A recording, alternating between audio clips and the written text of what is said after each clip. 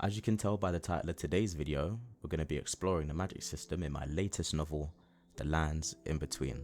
But before we do, I'd just like to thank you for clicking on the video. Like, subscribe, but most importantly, leave a comment down below. I want to know your thoughts and opinions because without you guys, this idea isn't going to grow, and I really do appreciate the support.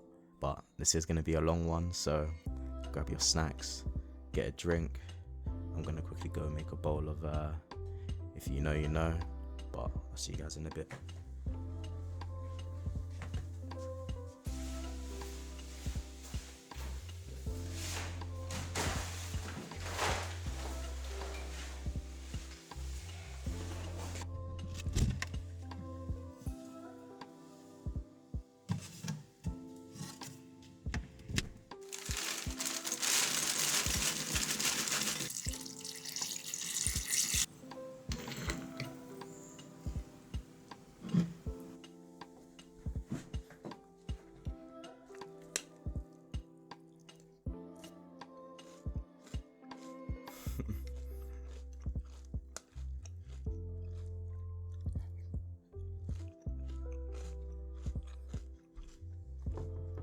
Sorry, I can't wait, man. Oh, that's hitting. There are a lot of reasons to love fictional stories. Some people love them for the intricate plot and the fleshing out of the universe.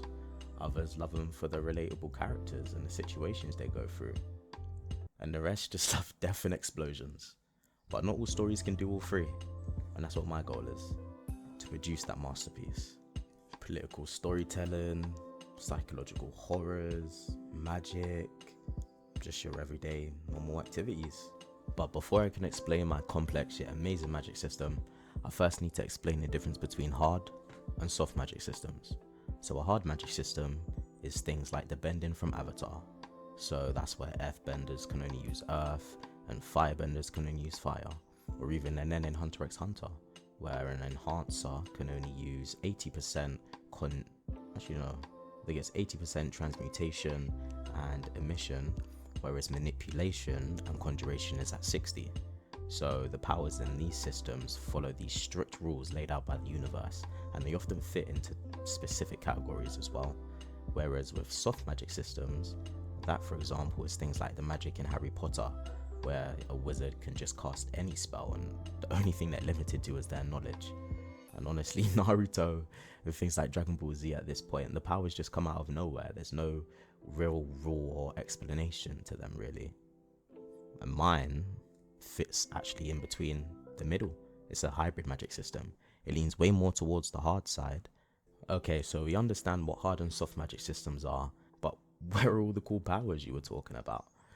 Give me a minute, or maybe a few, because first we need to explain where these powers come from. I want you to imagine two circles. The first circle is Earth and the reality we live in today. The second circle represents the spirit realm. This is where things like the angels and mythological creatures reside. But what's this overlap and why is this here? Well, this is what we call the in-between. This is where you'll find demons and spirits roaming around, but most importantly, this is where Earth gets its mana from. And it's actually this increase in overlap that's causing more and more demons and spirits to roam around the Earth, and normal people are getting affected by this during their daily lives. And with the overlap increasing, that means more mana is being poured into the Earth.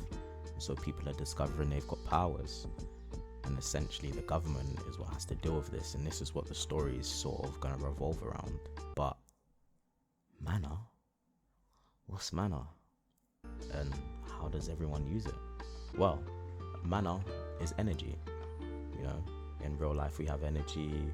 Whenever we work out or we're up and active, we use our energy. We eat and sleep to recover energy. In this universe, they use mana. Essentially the exact same thing. In shows like Bleach, they've got Reishi, and in shows like Naruto, they've got chakra. This is the energy that not only fuels their body, but also fuels their magic system. So with mana comes mana techniques, and there's 3 of them. The first is mana projection, clues in the name. It's projecting your mana outwards, outside of your body. Then you've got mana control.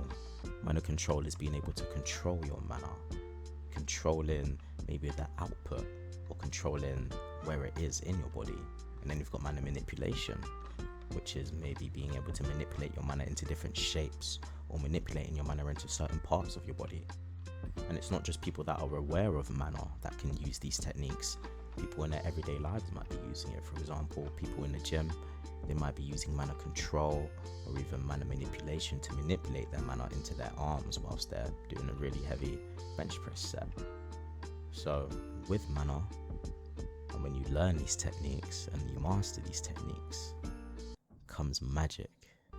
Now magic is said to be the purest form and purest application of mana. And to be able to use magic, you need to be able to learn the process and the fundamentals behind magic and mana techniques. So the only people that can cast magic are those that have learned incantations, that have learned how to draw runes, or maybe they've learned how to cast magic through motion. So you can't sort of just have a thought and be able to cast magic in this universe. You have to be able to learn, whether that's through your family or through your teacher. You need to learn these specific ways to direct your understanding of fundamentals of magic to be able to cast it. Unfortunately, to cast magic, learning and studying about it isn't the only thing you need to do. You're also going to have to be birthed with an affinity, which is essentially like a blood type for magic. So there are 5 elemental affinities and 2 neutral affinities. The 5 elemental ones are fire, water, air, earth, and lightning, and the 2 neutral affinities are positive and negative. Now, most people are birthed with positive and negative, which means they're genetically unable to cast magic. Whereas if they're birthed with an elemental affinity, they'd be able to cast magic of that type. But something beautiful happens when you're birthed with multiple affinities. If you're birthed with elemental affinity, multiple elemental affinities, then you'd be able to cast a combination of those affinities together in a magic. So for example, fire and earth affinities, when put together, would make magma magic. So you'd be able to cast magma magic, earth magic, and fire magic. But what happens when you're birthed with a neutral affinity and an elemental affinity? The same applies. So if you mix earth affinity and neutral affinity together, negative affinity, you get gravity magic. So you'd be able to cast gravity magic and earth magic, and then the negative affinity is neutral, so that wouldn't do anything. It doesn't stop there. I know, there's more. There's something called a magical awakening, which only happens to those very experienced mages, those that have learned all of the 3 mana techniques and have mastered it. They're able to cast runic magic, maybe cast runes in midair, not even on the ground. Maybe they don't need to do incantations and can just do the runes. Once they've mastered things like that, they awaken their magic to their specific affinity. For example, a fire mage that may have awakened will gain access to blue fire, which is obviously hotter than the orangey ready fire that we're used to. And things like earth mages, when they awaken, instead of just being able to produce quote unquote earth, they may be able to produce different minerals like iron and copper, maybe even things like diamond. So with magic, there's a lot of different stages that you can take to develop your magic further. It's a very useful and powerful tool, but at the same time, it takes a lot to be able to cast the spells. You need to prepare yourself, do your incantations, your runes, and not only that, you need to learn and study to be able to use the magic in the first place.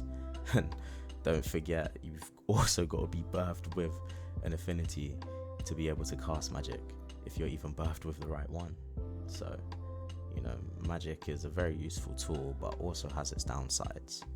But that's only the first power in the magic system.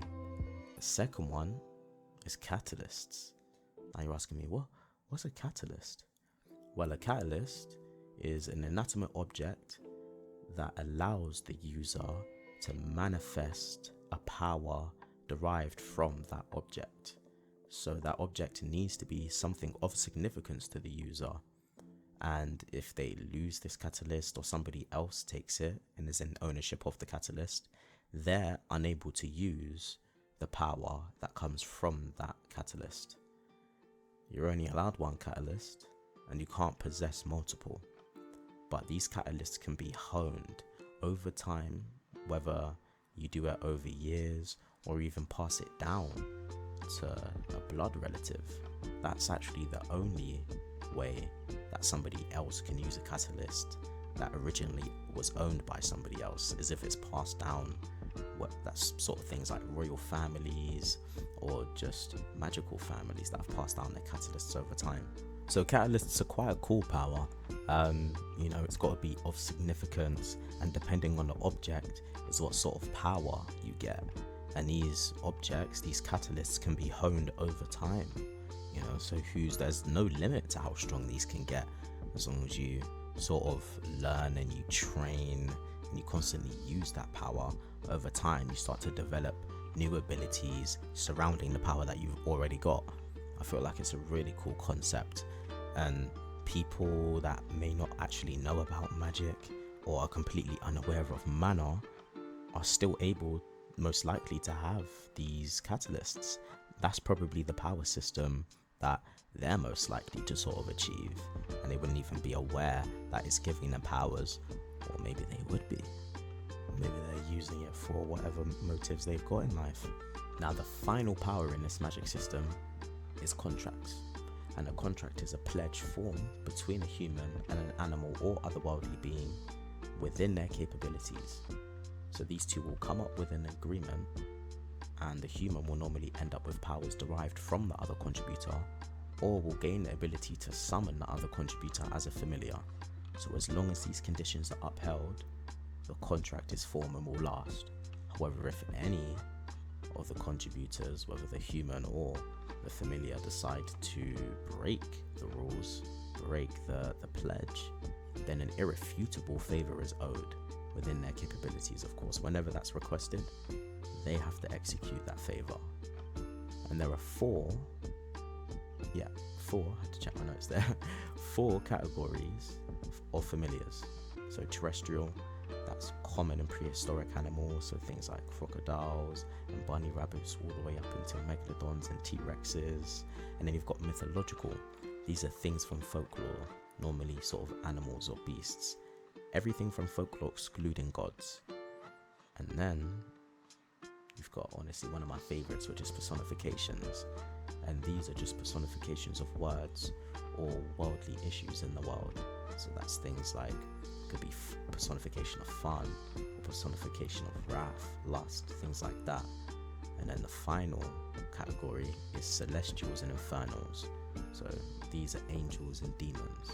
So now I know you're going to ask me, how are you even coming into contact with these mythological creatures and these demons to create contracts with them? Well, I want you to imagine almost like a communication spell. So I think a great example for this would be Fate. So in Fate, there's this sort of event going on, and in order to take part, they need to contact these heroes and these servants from past, present and future. And what they do is they cast these spells or these rituals, and some of them will actually have something of the person they're trying to summon. So for example, I think Mikel summoning Alexander the Great, he had a piece of his cape, of his cloth. For Saber, I believe they had the actual shield to be able to summon Saber.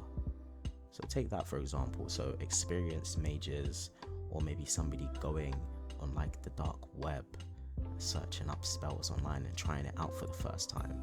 That's sort of how I see people coming into contact with familiars, and being able to actually create these contracts with them. So the contract power is how I see it's quite highly accessible. I see a lot of people having the potential to have contracts. Whether you learn it in a school, how to be able to summon a familiar, whether you go online and find it out that way. These contracts are very accessible. However, the downside is obviously the sacrifice. I think Chainsaw Man does a very good representation of this, where, although you get a lot of power from these contracts, there's always a sacrifice. maybe the sacrifice might be minuscule, you know, a contract with a bunny, it might just want you to feed him a carrot. But something like a big demon, what's that demon gonna want in return for giving you power or giving you what you've requested? But those are all the powers in my magic system. I really hope you did enjoy them. I hope you can picture yourself in a universe. Or would you have magic? Would you have catalysts? Or would you have contracts? How many contracts would you have? Who would you work for? Would you work for the Major Association? What's that? Who's that? Let me know if you want to know about the Major Association or even any more about my story. I'll be happy to make more videos. Give it a like, comment down below. And if the feedback says, you know, I quite like this, then I'll be happy to make some more. But thank you for watching, and peace. I'm hungry. I need some food. This took so long.